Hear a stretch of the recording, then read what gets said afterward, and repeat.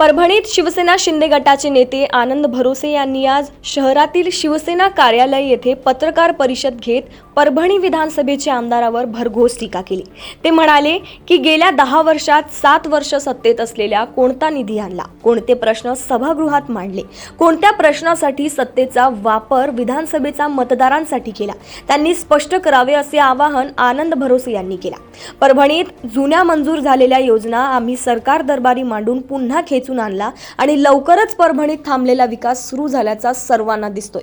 अन्य विकास कामांना सुद्धा निधी मिळणार असून म्हणूनच त्याचे सुद्धा श्रेय स्वतः लाटता यावे म्हणून आमदार राहुल पाटील यांनी विधिमंडळात त्याविषयी ओरडत राजीनाम्याची मागणी भाषा वापरत लक्ष केंद्रित केले असे त्यांनी पत्रकारांशी संवाद साधताना सांगितले।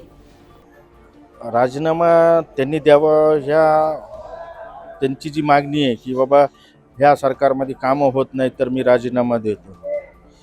मला एक सांगायचं आहे की तुम्ही ह्या 10 वर्षाच्या कार्यकाळामध्ये 7.5 वर्ष तुम्ही सत्तेमध्ये होतात, तुम्ही कोणत्याही प्रकारचं काम त्या ठिकाणी करू शकले नाहीत आणि आज ज्या ह्या हे जे सरकार स्थापन झालेलं आहे, हे आपलं सरकार जे स्थापन झालेलं आहे, या सरकारमध्ये प्रत्येक घटकाचं म्हणा, प्रत्येक शहराचं म्हणा, प्रत्येक गावाचं म्हणा काम या ठिकाणी मार्गी होत आहे, पण तुम्हाला ते करून घेता येत नाही म्हणून तुम्ही आज हे जे बोलतायत की मी राजीनामा देईन, मला तर वाटते की खरंच तुम्ही नाही का हे राजीनामा द्यायला पाहिजे।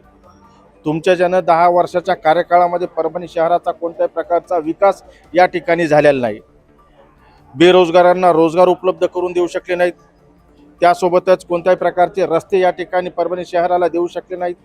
आज तुम्ही जे करतायत हे फक्त होणाऱ्या योजना आपल्या नावावर कशा होताल या अनुषंगाचं पाठपुरावा तर तुम्ही कधीच केला नाही आणि कोणत्या योजना तुम्हाला आठवल्या सुद्धा नाहीत। आज ह्या ठिकाणी माननीय देवेंद्र फडणवीस साहेब आणि माननीय एकनाथजी शिंदे साहेब हे या ठिकाणी परभणी शहराला भूमिगत गटार योजना असेल, त्यासोबतच समांतर पाणी पुरवठा योजना असेल, हे निश्चित या ठिकाणी करून आम्हाला परभणी शहराला देणारच आहेत आणि देत असताना तुम्ही कुठंतरी प्रश्न उपस्थित करायचा आणि त्याचं श्रेय तुम्ही लादायचा प्रयत्न करतायत। आज या ठिकाणी परभणी शहरामध्ये ज्या काही घटना घडलेल्या आहेत त्या घटनेमध्ये एका लहान मुलीवर जेव्हा अत्याचार झालेला आहे, तिच्या विचारपूससाठी तुम्हाला वेळ नाही आहे। त्या समाजामध्ये तुम्ही जाऊन त्या मुलीला काय गरज आहे, कशाची गरज आहे, काय नाही हे सुद्धा तुम्ही त्यांना विचारू शकला नाहीत, पण ज्यावेळेस समाजाने मोर्चा काढला तर त्या मोर्चाच्या अनुषंगानं तुम्ही त्याचं लक्षवेधी मांडायचं।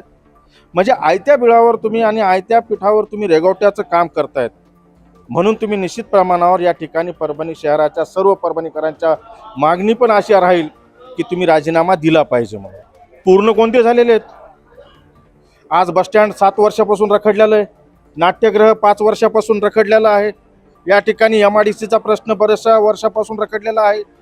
एक सगळे प्रकरण नका जे काय आहेत रखडलेले आहेत त्याच्यामध्ये तुम्हाला स्वतः म्हणजे पूर्ण करून घेता सुद्धा आले नाहीत। लाज वाटते या आम्हाला तुम्ही आमदार आहेत म्हणून परभणी शहराचे असं म्हणायला सुद्धा आम्हाला।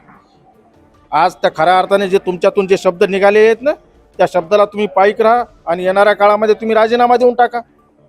परभणीचा चेहरा मोहरा बदलण्याचं काम आम्ही करूता।